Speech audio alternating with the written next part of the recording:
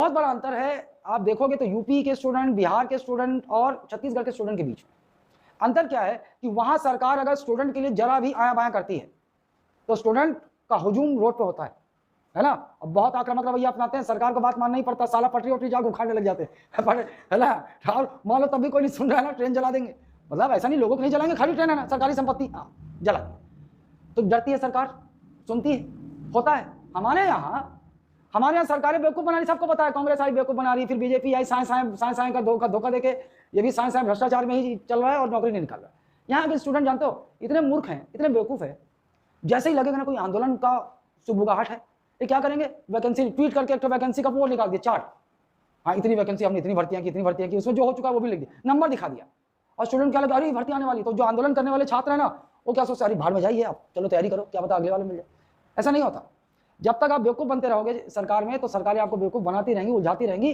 बेवकूफ बना ही दिया ना साफ साफ। उसके बावजूद छत्तीसगढ़ के छात्र जो है इतने मूर्ख हैं कि कैसे बेवकूफ नहीं बनाए। लोकसभा चुनाव आया तो 39,000 कितने शिक्षक भर्ती का वादा कर दिया था, 33,000 कहाँ गया। उसके बाद तो छात्र जा रहे वैकेंसी निकाले, तो ओम प्रकाश चौधरी कहा थे पैसा नहीं सरकार के पास, कोई वैकेंसी नहीं निकलेगा। यही ओम प्रकाश चौधरी जब चुनाव से पहले छात्रों के कंधे पर ही बंदूक चलाया है और आज मंत्री बन गया। उसके बाद छात्रों से मिलने को मना कर देता या फिर साफ साफ बोल देता पैसा नहीं निकालेंगे वैकेंसी तो वैकेंसी छोड़ो, स्कूल बंद करने लग गए अब। तो मैं वीडियो बनाया था ना, मैं उसमें बोला कि किसको बेवकूफ बनाते हैं लोग, सरकार के पास पैसा नहीं। मैं तुमको बताता हूँ, रोज 500,000 करोड़ का इधर से उधर ये मंत्रियों के बीच में सब होता है, रोज होता है सब।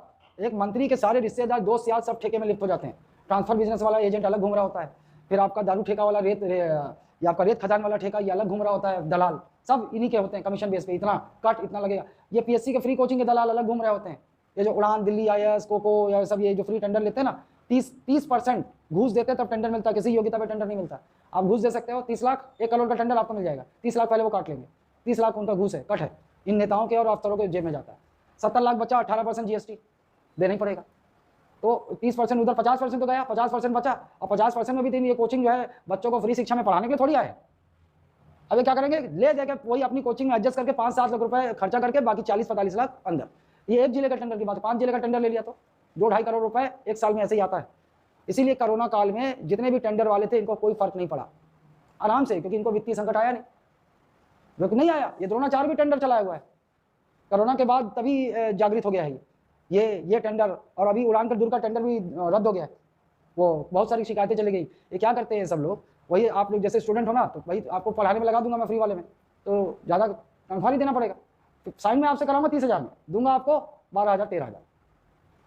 तो इस तरीके से भी पैसा खा जाते हैं जो और होता है। ये सारी चीज़ें खेल चलती हैं, लेकिन सरकार क्या बोल रही, पैसा नहीं। हाँ है, पैसा नहीं है सरकारी खजाने, मुझे मालूम है। सरकारी खजाने वाला पैसा कहाँ जा रहा है, ये मातारी वंदन योजना में देने में जा रहा है। अरे सालों लोगों को अपंग बनाने की रणनीति चल रही है बीजेपी की, अपंग अलाल कोरिया। चुनाव जीतना था तो मातारी वंदन योजना, अरे भाई वो जरूरी नहीं है। जो युवा है उनके लिए रोजगार उपलब्ध कराइए, क्योंकि वो रोजगार में आएगा तो वो अपनी माँ को, अपनी बीवी को पैसा दे सकता है, उनको साड़ी दे सकता है। 1-1 हज़ार का लॉलीपॉप पकड़ा के तो स्टूडेंट बेवकूफ बन रहे हैं, और स्टूडेंट है मूर्ख यहाँ के। ये देखो इधर ऐसा होना चाहिए, इधर आंदोलन ऐसा होना चाहिए, सालो निकलो रोड पे तो कपकपा जाए, मंत्री को लगे कि अरे मैं तो गया। हाँ जितना मुख्यमंत्री चाहे जो, इनको समझ में आ जाएगा अरे साला गया। जैसा बांग्लादेश में हुआ, शेख हसीना भागी, वहां संसद और उस पूरे ऑफिस में छात्र बैठ के बियर पी रहे। अरे क्या क्या रखा है बियर, हमारा अपना तो है, पियो। तो चिकन चिली उली सब चल रहा, बल्कि और जो नौकर वगैरह चिकन चिली बना रहे। अब अपनी सरकार है, कोई शेख हसीना नहीं। ये ऐसा हुआ, ठीक। अब क्या हुआ, अंग्रेजों को लगा कि भाई नियंत्रित तो नहीं होगा,